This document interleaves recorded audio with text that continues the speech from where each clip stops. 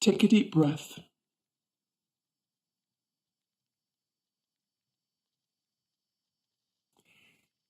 With every inhalation, industrially produced molecules are drawn into your being.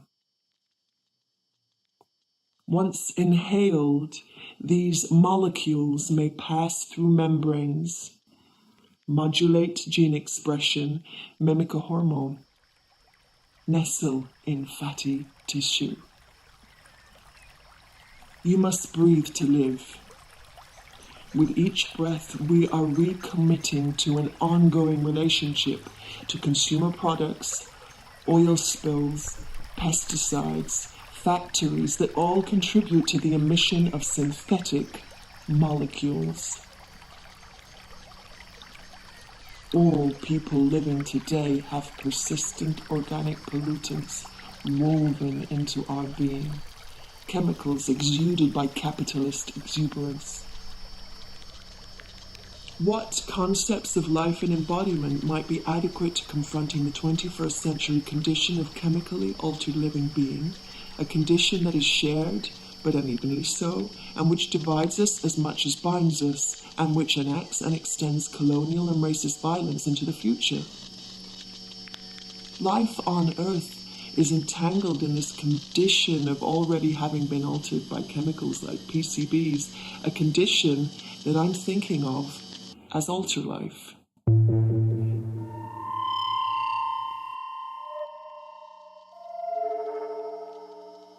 Alterlife is entangled with ecological, colonial, racial, gendered, military, and infrastructural histories that have shaped the susceptibilities and potentials of future life. Alterlife is a condition of living in the ongoing aftermath of settler colonialism, white supremacy, and extractive capitalism. We need ways of researching exposure to chemicals that refuse to reproduce narratives of doom. Damage-based research concentrates on the dissection of bodies and biologies that are then constituted as pathological and devalued. Invasive organisms are removed. Birds damaged in oil spills are culled. Disturbed land is seen as worthless, empty, open for capitalist development. These designations of damage amplify damage and legitimize genocide, where to be altered and unfixable is held as a diminished state, perhaps better not to exist at all.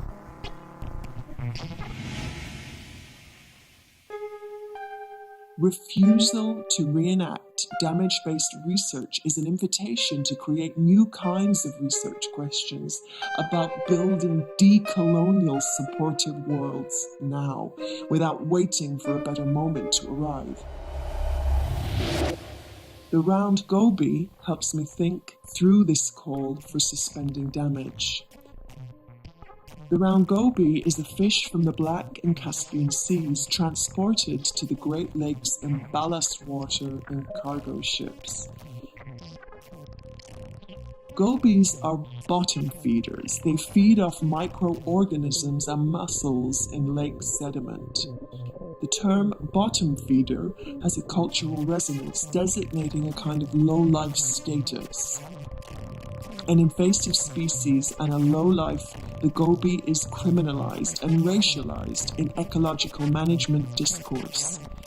It is a suspect, illegal, and an unwanted immigrant that ecological management policies wish to exterminate.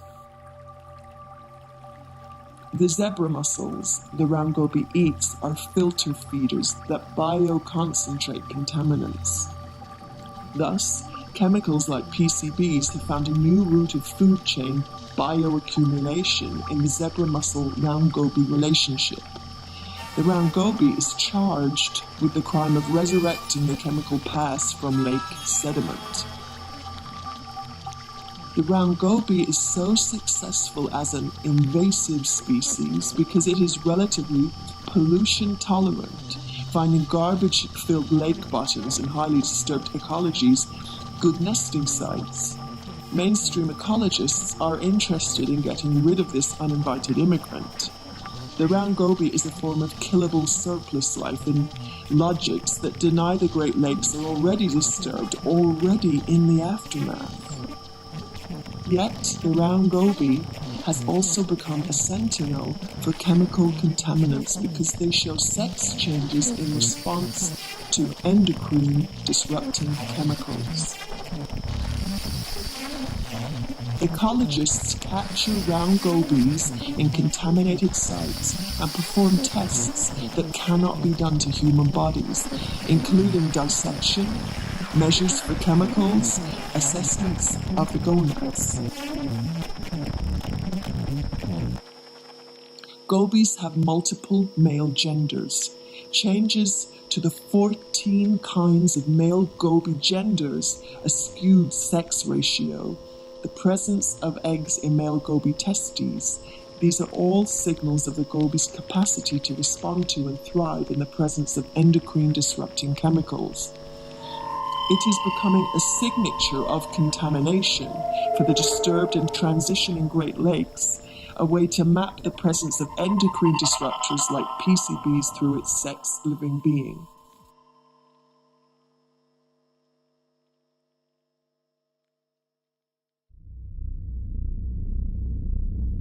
The round goby is a trans animal and a queer survivor. Sex becomes a responsive potential within the complex chemistry of capitalism and colonialism. Plasticity in response to molecular entanglements that can be unbearable, but which are also sometimes survivable and which are occurring all the time as part of the ordinary beingness of life. Fish, birds, humans, turtles, mollusks, nematodes, and coral have capacities to transform in the chemical worlds we inhabit together. Becoming altered with chemicals is a shared and entangling process. In Alterlife, sex is an uneasy and sometimes destroying becoming with in the aftermath of capitalism. Take a deep